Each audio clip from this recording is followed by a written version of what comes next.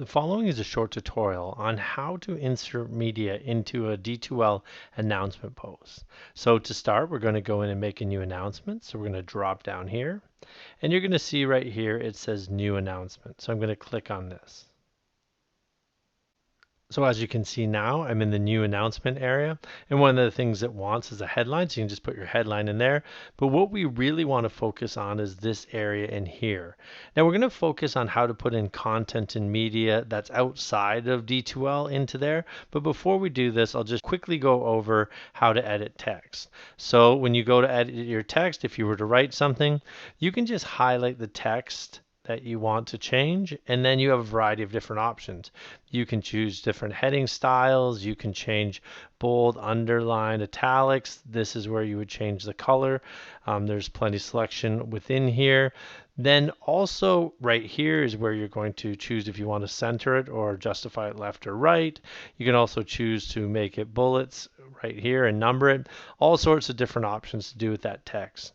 But the button I want to show you right now is this button right here, and it's the Insert Stuff button. And this is what it's going to allow us to connect to, whether it be content on our computer or outside of our computer online. So to do this, I'm going to show you one thing before I jump in. Whenever we're adding content, we want to think about where our little flashing cursor is. So right now, I don't want to add the content right beside that. I'm going to hit return and go to a new line. So you can see I'm on a fresh line, because if I want to bring in a video or a link, I don't want it right beside that text. So what I'm going to do now is go to this button, and the Insert Stuff button looks like a play and pause. And when you click on it, it's going to give you a variety of different options of things you can bring in. So here we go. So this is the look you'll get when you click on Insert Stuff, and you can see that one of the first things is you can insert anything off your computer. So for instance, if I click on this, it will ask me where I want to search on my computer. I'm going to choose a file, and when I choose that file, I'm going to go to my desktop, and I'm going to say, hey, I have a PDF that I want to share. So if I click on this PDF and open it, you can see once it finds it and I click upload, you can see that this is what it's going to look like. But we want our page to be student friendly, so we're going to say click here to learn about technology. And when we do this, it's basically going to replace that text there with this nice clean text. I'll show you what it looks like in a second when I hit insert. So watch when I hit insert. There it is. And now this hyperlink will lead them directly to that file. So I'm going to hit enter because I want to be on a new line to show you some new things, and I'm going to hit insert stuff again.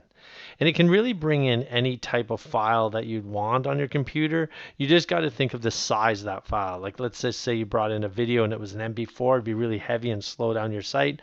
Mainly PDFs, Word documents or things are good to bring in using that one. So if we go down a little, you're going to see they have add a video note in here. So this is actually going to let you record off your web camera. So I'm just going to click add a video note, and you're going to see in here, it might ask you to use the camera. You just click allow, and all you do to record a video for your students is hit on new recording.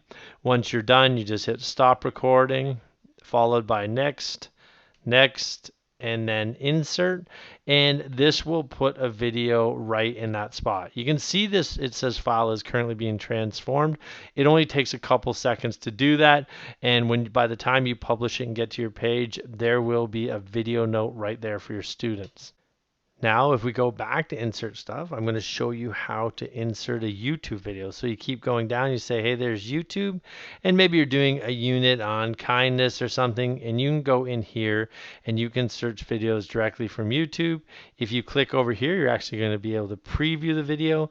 But if you click over here and the video turns blue, you're going to see that the next button gets darker, and that just says that you're allowed to click it. So when we click on next, we can preview it again in here if we want to double check it. But if we want this video, we can just click on insert, and it will insert it directly inside of our D2L post. Now I'm going to hit enter again to go to a new line, and I'm going to show you how to insert a link.